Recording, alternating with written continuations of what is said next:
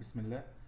موضوع فيديو النهارده هو ازاي اعمل سكرين ريكوردنج للفيديو بتاعي وانا بعمل سكاننج. يعني انا مثلا خلاص خلصت سكاننج، فانا عايز اخد فيديو للسكان بتاعي.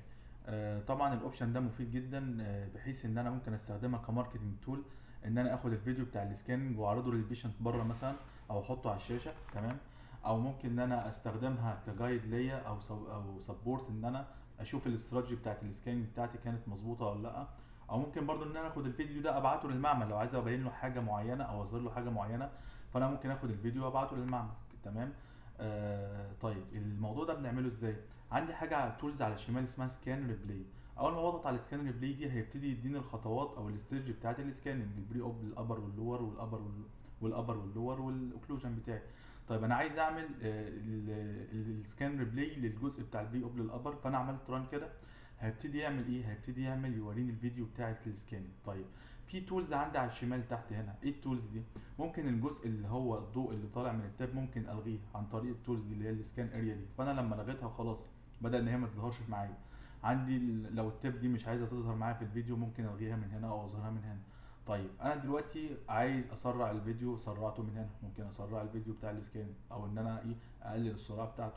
طيب الحته دي بقى دلوقتي انا عايز اعمل ريبلاي للجزء ده، بس اعمل له ريبلاي سكان، عايز اعمل ريكوردنج للجزء ده. اعمله ريكوردنج منين؟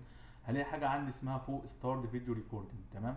طيب لما اجي اعمل ريكورد، هعمل ريكورد لانهي اريا؟ للسكان اريا دي ولا الجزء بتاع الشاشه كله؟ فانا عندي ممكن اسلكت الاريا اللي انا عايز اعمل ايه بيها ريكوردنج.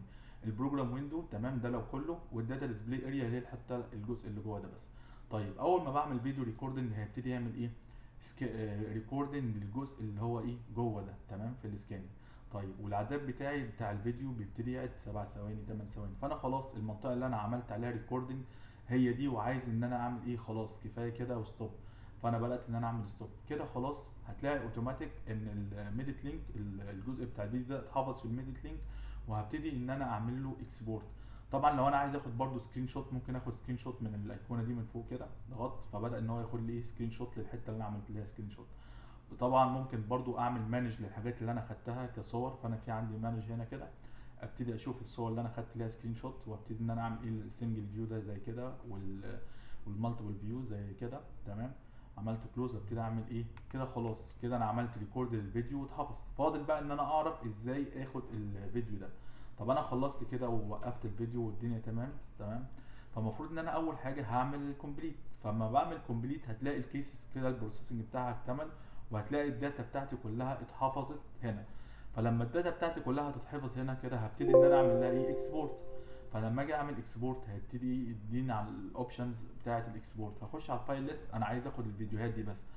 فانا لغيت كل حاجه اهو من هنا، ورحت مختار الفيديوهات خلاص، ورحت عامل ليها اكسبورت. اول ما عملت ليها اكسبورت هو بس بيديني هنا بيقول لي ان في فايل كان موجود قبل كده بنفس الاسم، فانا قلت له خلاص تمام. قلت له افتح لي الفولدر.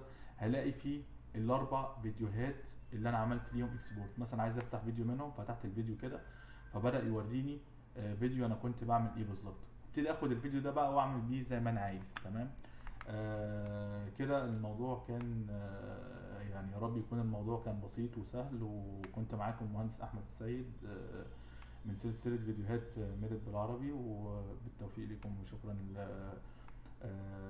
لحسن استماعكم. السلام عليكم.